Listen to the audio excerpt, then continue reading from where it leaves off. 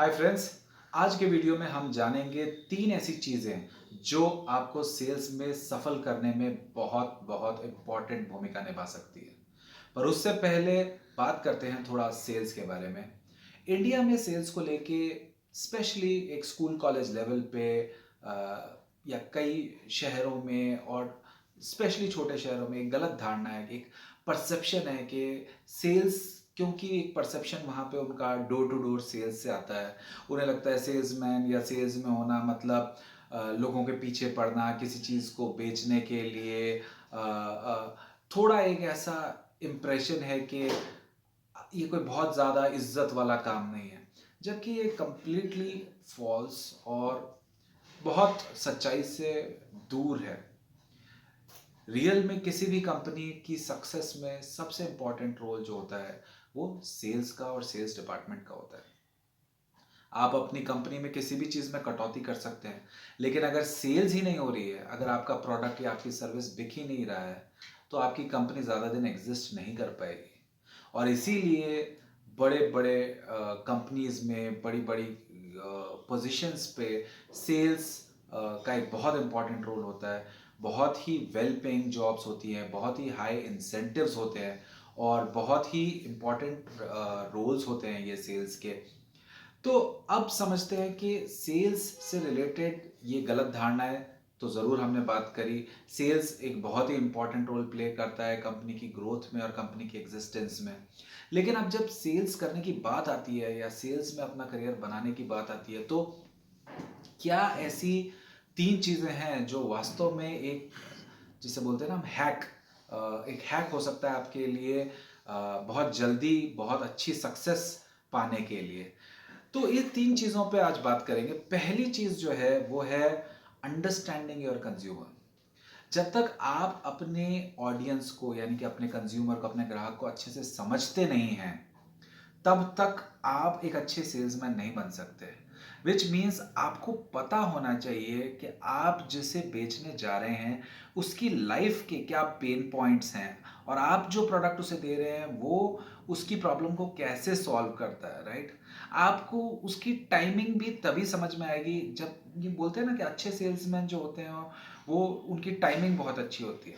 पर टाइमिंग कैसे अच्छी हो सकती है जब तक आप अपने कंज्यूमर को नहीं समझेंगे। एक एग्जांपल देता हूँ। बहुत सारे बैंक के एग्जीक्यूटिव्स या सेल्स पर्सन मार्च एंडिंग के वक्त आपके पीछे पड़ते हैं और आपको बताते हैं कि आप ये पॉलिसी में इन्वेस्ट कर दीजिए टैक्स सेविंग के लिए या वो कर दीजिए। लेकिन मुझे लगता है कि वो टाइमिंग जो है वो सही नहीं है, क्योंकि जब आप 30 मार्च को या 28 मार्च को किसी से मिल रहे हैं, जब उसके पास ज़्यादा टाइम नहीं है, चांसेस हैं कि उसने ऑलरेडी अपना जो टैक्स इन्वेस्टमेंट्स हैं कर लिए हैं, तब आप चाह के और पीछे पड़ के एक सेल कन्वर्ट करना चाह रहे हैं। लेकिन अगर आप उसकी लाइफ समझते कि भाई कम से कम 3 महीने पहले अगर वो आप अप्रोच करते हो उस इंसान को, उसे तब याद दिलाते कि भाई ईयर एंड पे पैनिक नहीं हो, इसलिए हम अभी आपके साथ इस पे बात करना चाहते हैं, और तब अपनी अच्छी पॉलिसी या अच्छी जो भी स्कीम है वो उससे शेयर करते हैं, तो आप रियल में उसको समझा आपने, आपकी टाइमिंग उस वजह से बेहतर हुई और आपके सेल्स कन्वर्जन के चांसेस बहुत हाई है। दूसरी चीज़ जो सबसे ज़रूरी है वो ये है कि सेल्स का मतलब कस्टमर को प्रेशराइज करना नहीं है। ये एक बहुत गलत धारणा है कि अगर सेल्स है तो आप कस्टमर के पीछे पड़ जाएं, उसे अनगिनत फ़ोन करें या उसे बार बार उसके पीछे पड़ें और इस उम्मीद में कि जितना ज़्यादा मैं पीछे पड़ूंगा सेल, ऐसा नहीं होता है। इनफैक्ट अगर आपने बिना सोचे समझे बहुत अग्रेसिव फॉलोअप लिया तो आप अपना क्लाइंट खो बैठेंगे। एक एग्जांपल देता हूँ। एक बच्चे की फ्री डेमो क्लास उसके फादर ने किसी से स्कीम आई कराई, और उसके बाद वो जो क्लास वाले हैं, जो ऑनलाइन क्लासेस वाले हैं, वो अनगिनत फ़ोन करे जा रहे हैं, सुबह शाम दिन रात अलग अलग फ़ोन नंबर्स से, बिना ये समझे कि फादर की लाइफ क्या है, कब वो बिजी रहते हैं कब नहीं रहते हैं, क्या वास्तव में उन्हें उसमें कुछ वैल्यू दिख रही है। तो होगा ये कि अगर इस तरह की अप्रोच रखी जाएगी तो आपको ब्लॉक कर दिया जाएगा। ब्लॉक का मतलब मेरा सिर्फ फ़ोन से ही नहीं है, ब्लॉक का मतलब ये है कि आपको फिर आपकी सेल्स पिच के लिए एंटरटेन नहीं किया जाएगा और आपका जो एक अट्रैक्शन होता है किसी चीज़ को लेने का, जब आप इतना ज़्यादा पेस्टर करेंगे तो ऐसा लगेगा कि बहुत ही कुछ फालतू सी सर्विस या प्रोडक्ट है जो ज़बरदस्ती आप चिपकाने की कोशिश कर रहे हैं और सेल्स में आपको कोई मदद नहीं मिलेगी। तीसरी और सबसे ज़रूरी चीज़ है अपने कंज्यूमर के बिजनेस को समझना।